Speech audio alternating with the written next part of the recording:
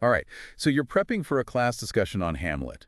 And you're stuck on Act 2, Scene 1. Well, buckle up. We're diving deep into this scene. We're going to pull out some juicy observations. Some discussion points that'll help you dominate that class. This scene, it might seem simple at first. But trust me, there's a lot going on under the surface. We've got Polonius Up to his usual tricks. scheming with his servant Reynaldo, And then there's Ophelia. with her unsettling encounter with Hamlet. Two separate moments, sure. But they both get at these big Shakespearean themes. Family, deception, sanity, you name it. Exactly.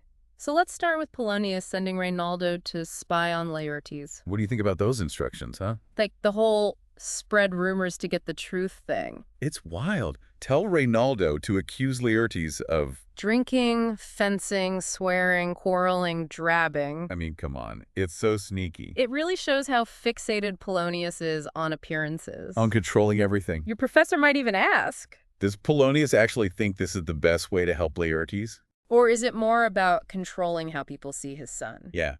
And he even suggests making up lies about Laertes. Visiting brothels, no less. Such a caring dad, right? It's interesting, though, because Polonius uses the word slanders.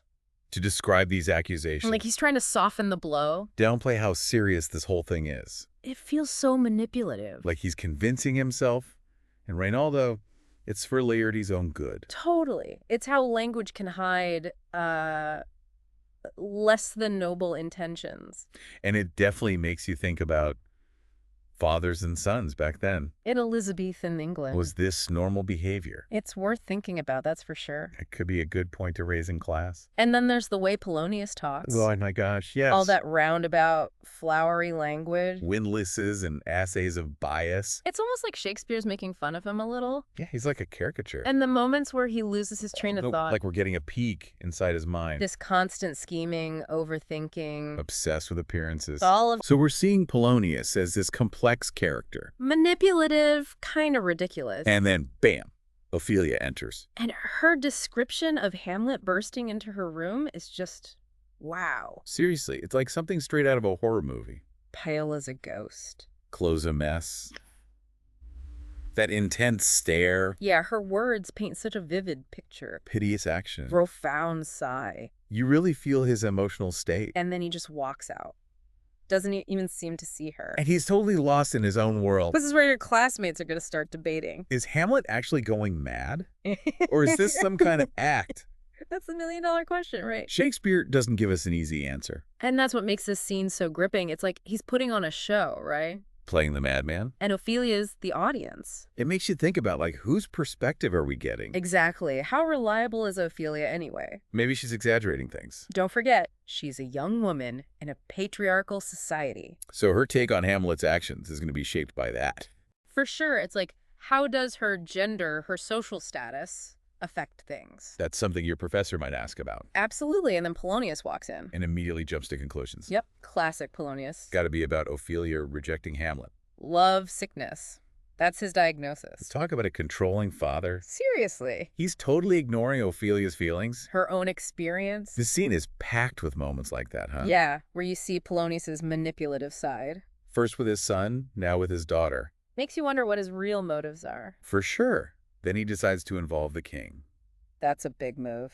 Do you think he actually believes Hamlet's lovesick?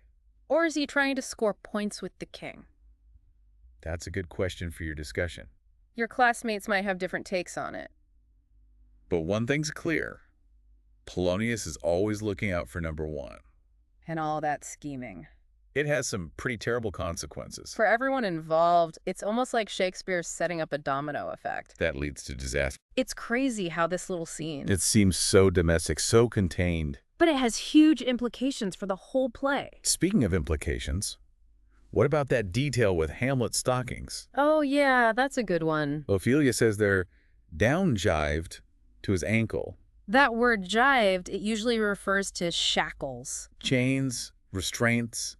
It's not just that his stockings are messy. They're like bound, restricted. Exactly. So what's the big deal? Is Shakespeare just emphasizing how messed up Hamlet looks? Maybe, but I think there's more to it. Think about Hamlet's situation. Okay. Trapped by duty, by revenge, by the expectations of the court. Oh, so you're saying the stockings? They're like a visual symbol. of his inner turmoil. Exactly. He's imprisoned by his circumstances. That's a great point. Your professor will love that. This is why deep dives are the best. You find all these hidden meanings. Connections you wouldn't have seen on your own. You gotta pay attention to the language. Just details, the symbols. Shakespeare was a master at layering meaning into everything. Okay, so we've talked about Polonius's schemes. Hamlet's maybe madness, Ophelia's perspective. What else should students think about when they're analyzing this scene? We've touched on deception and family and sanity. Oh, and definitely control. But there's this other big theme running through the whole scene, actually. Yeah, the whole play, really. Appearances versus reality. That's a good one. From Polonius trying to control how people see Laertes. To Hamlet, maybe putting on this whole act of madness. It's like everyone's wearing a mask. Exactly. Makes you wonder what's real and what's just for show. It's what makes Hamlet so, I don't know, relevant. Timeless, even. You're always questioning what you see.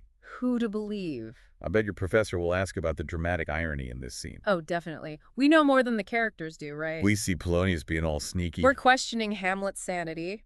but the characters are clueless. It creates this tension, this suspense. Like we're in on the secret. But we can't tell anyone. Right. And it makes us part of the drama.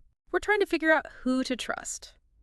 What's really going on? So anyone getting ready for that Act 2 Sinai discussion, Pay attention to the little things. those subtle clues, the word choices, The imagery, the symbolism, and how Shakespeare uses dramatic irony. to create that tension, that ambiguity. Don't be afraid to dig deep. Come up with your own interpretations. That's what makes Shakespeare so rewarding. There's no one right answer, You can read the play 100 times. and still find something new. We hope this deep dive has given you a good starting point. For that class discussion, And hey, if you want to impress your professor, drop that down jive stockings detail. small detail, big meaning. Good luck with your discussion. Remember, think critically. Engage with the text. And most importantly, Have fun with it.